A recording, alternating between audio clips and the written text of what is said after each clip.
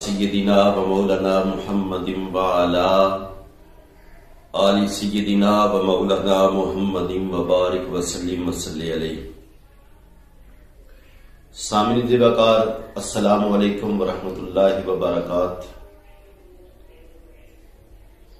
انسانی جسم اور انسان کی روح اکثر بیمار ہو جایا کرتی ہے، جس کا علاج ہم ڈاکٹر، طبیب، حکیم یا روحانی پیشوا سے کراتے ہیں۔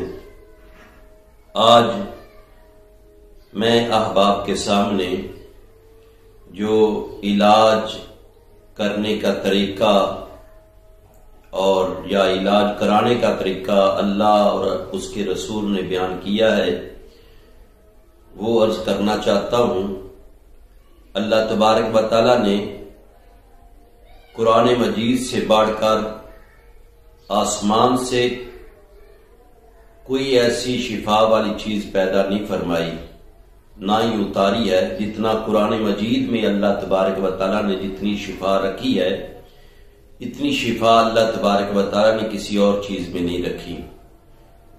اور یہ بات میں اپنی طرف سے نہیں کر رہا، بلکہ قرآن مقدس کی سورت بنی اسرائیل اللہ تبارک و تعالیٰ ارشاد فرماتے ہیں، وَنُنَزِّلُ مِنَ الْقُرْآنِ مَا هُوَ شِفَاءٌ وَرَحْمَةٌ لِّلْمُؤْمِنِينَ کہ اللہ تبارک و تعالیٰ نے قرآن مقدس میں مومنین کے لیے شفا اتاری ہے۔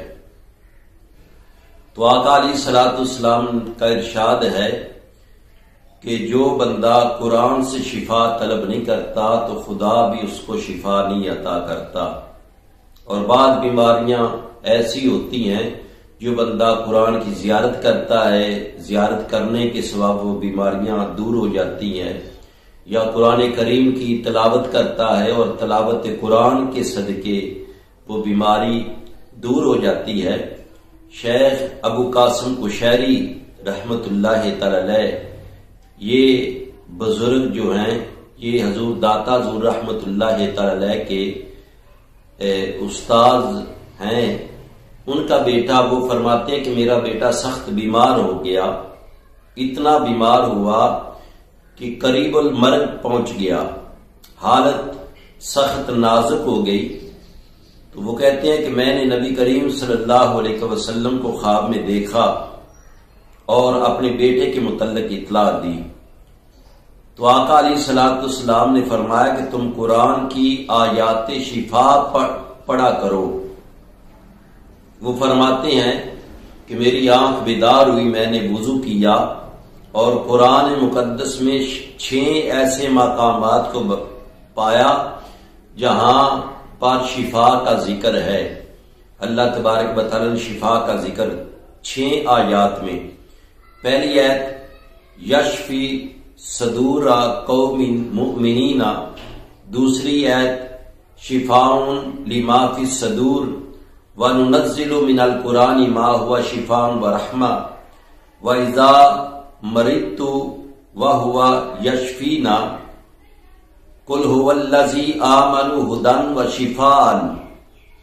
وہ فرماتے ہیں یہ آیتیں میں نے لکھی اور پانی میں ڈال کر وہ کاغذ گول کے اس پانی کو پلایا، تو پلانے کی دیر تھی، میرا بیٹا جو قریب المرگ پہنچ چکا تھا وہ صحیح سلامت ہو گیا، صحت یاب ہو گیا۔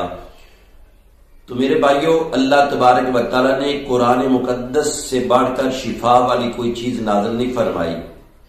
حضرت مولا کائنات علی مشکل کشا رضی اللہ تعالیٰ عنہ آپ بیان فرماتے ہیں کہ قرآن بہترین دوا ہے۔